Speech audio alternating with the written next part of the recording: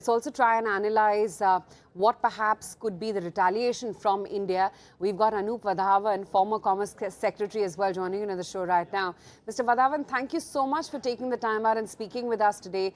The question on everyone's mind is, much like we've already heard from some countries on record, as to how they're going to retaliate to the tariffs that have been placed by the US administration. What do you think is going to be India's stance after this 26% tariff which has been slapped on us?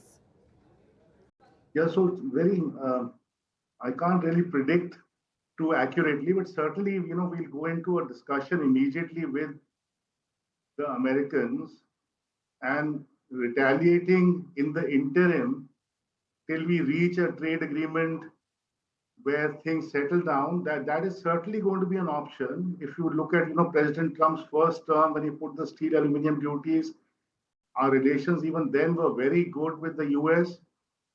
We had, a concern then also to maintain cordiality, but then in the normal course, we had put our retaliatory duties. So certainly that remains an option, and I would not rule out that possibility. And that will be the trend, across the world. Countries will right now immediately try to negotiate and, come to some sort of understanding which can put these reciprocal duties aside till a formal, trade agreement is reached. Countries will endeavor that, and if that doesn't work and the negotiations stretch, then certainly retaliation will be an option. It should be an option. And, India has exercised that option in the past, and I see no reason why it may not do so again. But it's all in the realm of conjecture. I'm just speaking entirely in my personal capacity, and I can't really predict. Now, let's look at some categories where changes could happen. Agriculture, medical equipment, motorcycles, aircraft carriers, defense. So if India has to offer, let's say, an olive branch, do you think in terms of negotiation, these are the sectors where India ideally should be reducing their import tariffs? Negotiation typically has a structure. Each side initially puts forth a wish list or a request list, and then the other side processes that, sees what they're comfortable in doing, sees what they are not so comfortable in doing, and look at mechanisms for doing those things without causing harm to domestic industry. So that is how it will happen. Each country will give its wish list, and then the other country will respond. So it's not a question of India now trying to decide, what we should do for the Americans.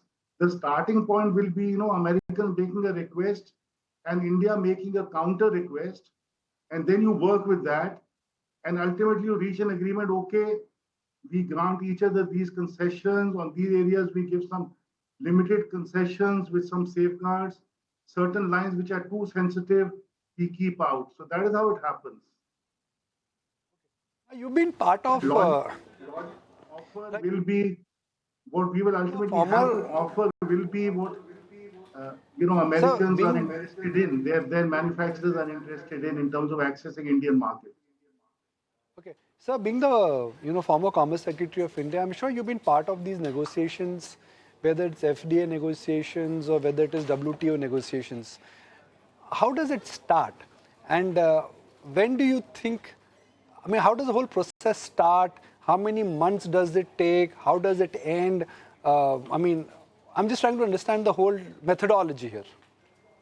See, normally the imperatives are not as severe as they are in this case. So there is a need for, doing this agreement in a expedited time frame. So normally what happens, you first come to a kind of framework understanding as to what the structure of your trade agreement will be, what will be the scope of that agreement in each sector. And so you have a broad framework within which you then negotiate to fill in the specific details. Tariffs, for instance, you'll work out what percentage of your tariff lines will be covered, what percentage of existing trade will be covered, and then you get into a negotiation within that framework and actually fill in the details, the specific tariff lines, etc. So that is the first step. And I think some kind of discussion has already happened with the US on that framework. And then I think since we are aiming for an early harvest by, say, September, October, early harvest on goods, we should be able to do it by September, October, because I think in some senses the US has a limited interest in goods. They have some specific products they're interested in. So I think by September, October, we should be able to conclude a goods trade deal, what is being called an early harvest.